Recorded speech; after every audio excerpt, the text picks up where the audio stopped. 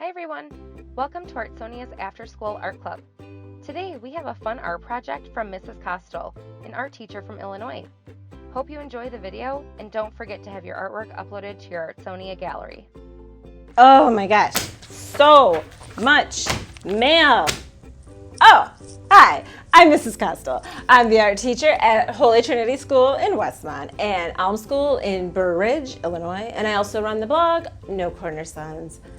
Today I am going to teach you how to use all of that junk mail to make these really cool color spectrum color wheel designs. Let's go!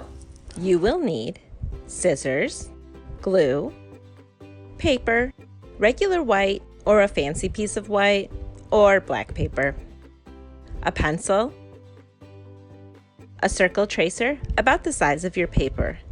A paper plate works good. Colorful junk mail, old magazines and sales flyers work great.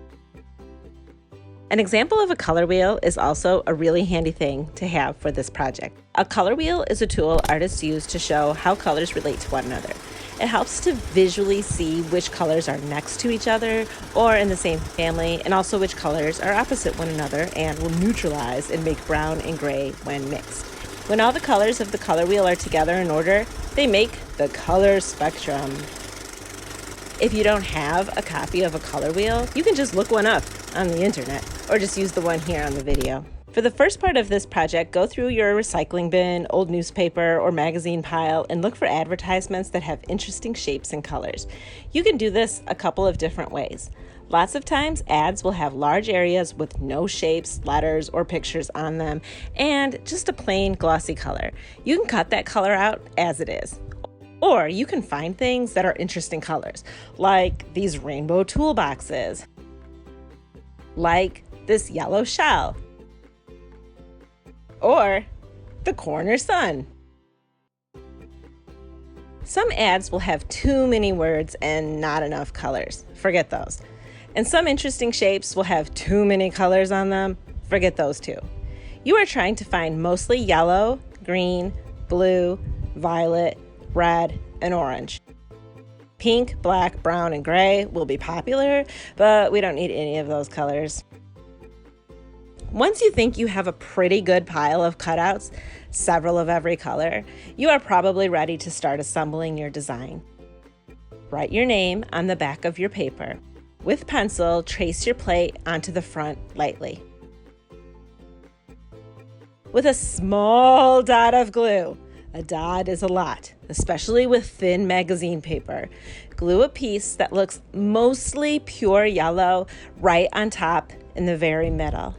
Directly across from it, in the middle, glue a violet. Imagine the primary colors are going to be making a triangle.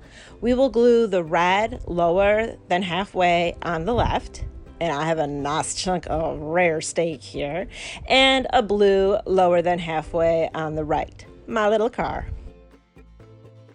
Our other two secondary colors will do the same.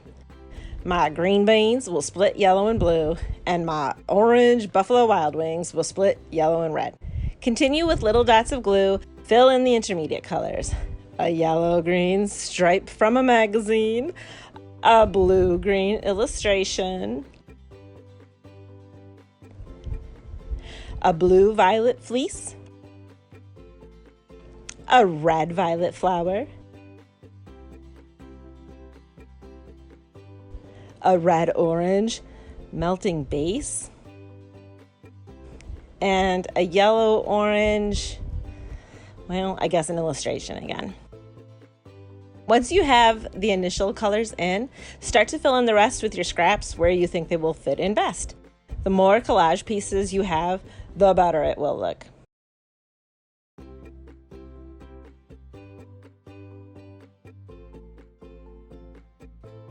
Man, I must have been hungry when I cut out all those chicken wings.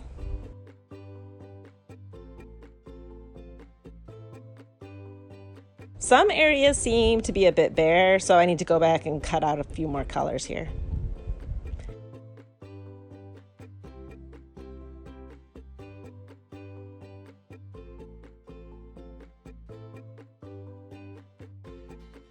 And there we go. Ta-da!